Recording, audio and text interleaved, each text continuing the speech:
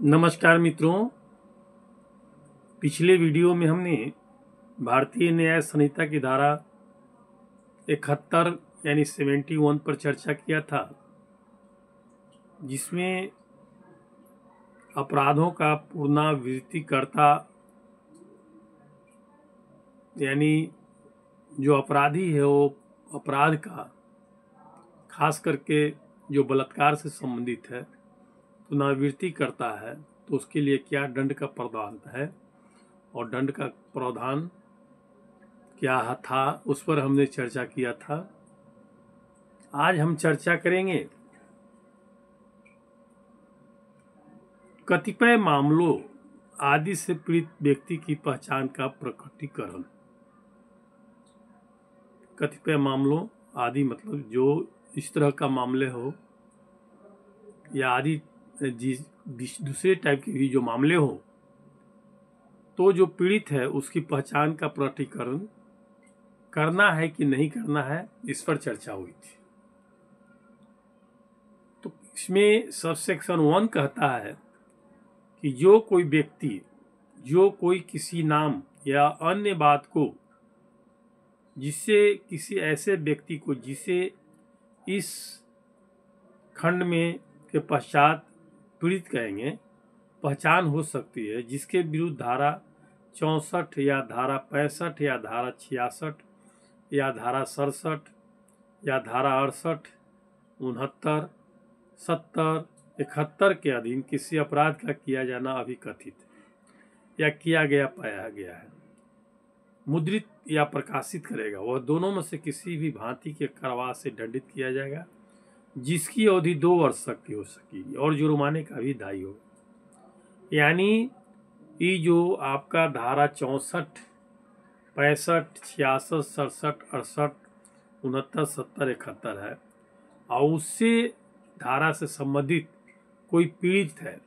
यानी विक्टिम है, यानी जिसके साथ अपराध हुआ है और उसके बारे में आप फोटो का या उसका प्रकाशन करेंगे या कोई भी मुद्रित या प्रकाशित करता है जिसमें उसकी पहचान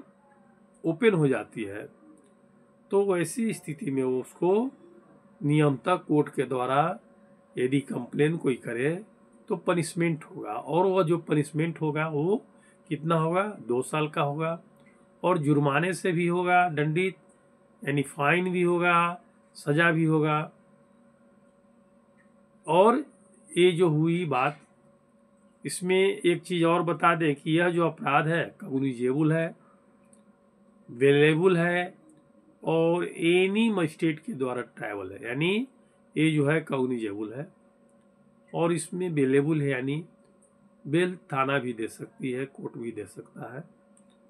और कोई मजिस्ट्रेट के द्वारा ट्रायबल है। इसमें सब सेक्शन 2 कहता है कि ऊपर जो वर्णित हुआ है सब सेक्शन 1 में, तो इसमें सब सेक्शन 1 में कहा गया कि कोई पीड़ित है और उसका कोई पहचान है, उसको कोई ओपन करता है, प्रकाशित करता है, मुद्रित करता है, तो सजा का दुश्वार होगा। लेकिन सब सेक्शन 2 कहता है कि कुछ वैसे जो पदाधिकारी लोग हैं जो कानूनी रूप से या उसके हित में प्रकाशन करेंगे वो दोषी नहीं माने जाएंगे। जैसे पुलिस थाने के भारसाधक अधिकारी के या ऐसे अपराध का अन्वेषण करने वाले पुलिस अधिकारी के जो ऐसे अन्वेषण के प्रयोजन के लिए सद्भावपूर्वक कार्य करता है द्वारा उसके लिखित आदेश के अधीन किया जाता है। यानी पुलिस थाना का जो है जो SHO होगा या अपराध का जो इंक्वायरी कर रहा है पुलिस अधिकारी या उसके अन्वेषण के प्रयोजन के लिए जो सद्भावपूर्वक कार्य कर रहा है या उसके लिखित आदेश के अधीन ये किया जाता है और उसमें उसको ओपन होता है, तो वहाँ दोषी नहीं माना जाएगा।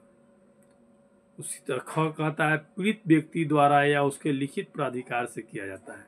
यदि पीड़ित व्यक्ति जो है विक्टिम है वो और उसके लिखित माने रिटेन अथॉरिटी से अथराइज करता है, तब वहाँ पर प्रकाशित किया जाता है या ओपन होता है, तब वहाँ कानूनी रूप से दोषी नहीं माना जाएगा। उसी तरह से जहाँ पीड़ित व्यक्ति की मृत्यु हो चुकी है, मान लीजिए जो पीड़ित व्यक्ति है, विक्टिम है, और उसकी मृत्यु हो चुकी है, या वह शिशु या विकृत चित व्यक्ति है, मैंने बच्चा है या मेंटल है, किया वहाँ पीड़ित व्यक्ति के निकट संबंधी द्वारा उसके लिखित प्राधिकार से किया जाता है। मान लीजिए कि वो मर चुका पीड़ित जो व्यक्ति है और उसका बच्चा है या विकृत चित व्यक्ति है वो भी है, तो उसमें क्या है कि उसका जो संबंधी होगा, निकट का संबंधी, उसके द्वारा ऑथराइजेशन लिखित दिया जाता है, तो ओपन होता है, प्रकाशन होता है, तो वहाँ दोषी नहीं माना जाएगा कानूनी रूप से। यहाँ पर है कि निकट संबंधी द्वारा कोई भी ऐसा प्राधिकार किसी मान्यता प्राप्त कल्याण संस्था या संगठन के अध्यक्ष या सचिव, चाहे उसका जो भी नाम हो, से भिन्न किसी अन्य व्यक्ति को नहीं दिया जाएगा। यानी ऐसा जो है अथॉरिटी, वो ये जो मान्यता प्राप्त कल्याण संस्थान का जो होते हैं, जो NGO वगैरह कल्याण संस्थान वाले संगठन, उसके अध्यक्ष सचिव जो होंगे उनका नहीं दिया जाएगा। और इसमें जो है कि मान्यता प्राप्त का कहा गया है कि किसको कहेंगे, मान्यता प्राप्त कल्याण संस्था या संगठन का मतलब केंद्रीय या राज्य सरकार द्वारा इस संबंध से मान्यता प्राप्त कोई समाज कल्याण संस्था या संगठन अभिप्रेत है, यानी उसका रजिस्टर्ड संस्था होना चाहिए जिसके बारे में बोला जा रहा है। और यह खास चीज़ है कि यह जो पहले आपको IPC में था, धारा 228A में था, यानी धारा 228 सब सेक्शन 1 IPC में वर्णित था। तो मित्रों, आज हो गई सेक्शन 72 पर चर्चा। कल हम सेक्शन 73 पर चर्चा करेंगे, जिसमें महिला से संबंधित 74 पर है, जिसमें अनुमति के बिना न्यायालय के कार्यवाहियों से संबंधित किसी मामले का मुद्रण या प्रकाशन करना, उस पर चर्चा करेंगे कि बिना अनुमति के जो कार्यवाही वगैरह न्यायालय का, उसको चर्चा यानी आप प्रकाशन नहीं कर सकते हैं या कर सकते हैं, उस पर चर्चा करेंगे। तो आज का वीडियो हम यही समाप्त करते हैं दोस्तों। यदि अभी तक आपने इसे सब्सक्राइब अपने मित्रों में या आपने नहीं किया है तो कृपया सब्सक्राइब कर लेंगे। आपको खास चीज़ है कि यह आप कहीं भी रहकर, कहीं भी ट्रेन में चलते वगैरह भी इस वीडियो को सुनकर आप ज्ञान प्राप्त कर सकते हैं, अनुभव प्राप्त कर सकते हैं, एक्सपीरियंस हो सकता है, रिपीटेशन हो सकता है, जो आपने पढ़ा है उसको पुनः आप एक बार रिपीट हो जाएगा। तो धन्यवाद मित्रों, नमस्कार, थैंक यू।